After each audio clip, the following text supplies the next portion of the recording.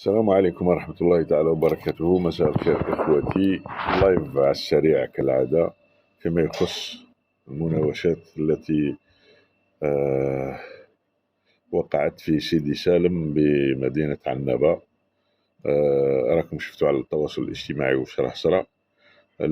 كاين بعض الصفحات في الفيسبوك اللي راهم يروجوا الأمر هذا، وحبوا يبروا الشباب هذو اللي اقتحموا مركز الشرطة، وقال لك هم عراوهم وهانوهم هذا الناس اللي راهم يقولوا هكذا، اللي يحضروا زعما كأنهم ديمقراطيين ويحوسوا على حقوق الإنسان وكذا وكلش.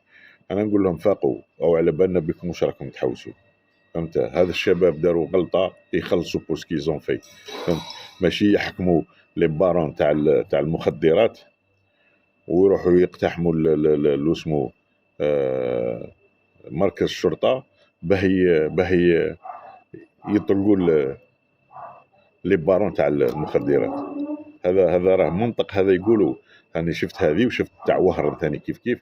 أنا نشكر البيري ونشكر الشرطة على الشيء اللي راهم يديروا فيه.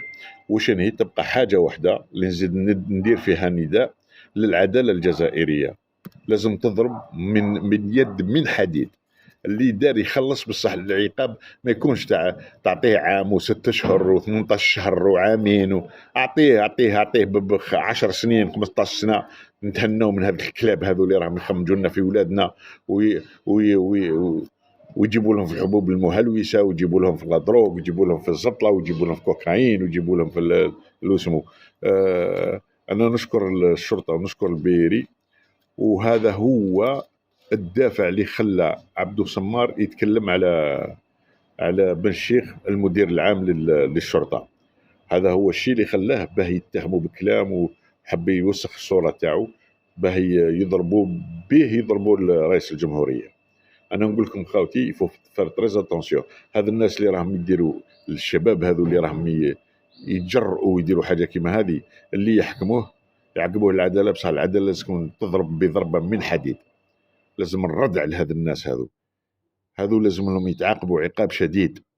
أنا هذا وش نقول، هذا وش نعرف. شكرا خاوتي، جزاكم الله خير، والسلام عليكم.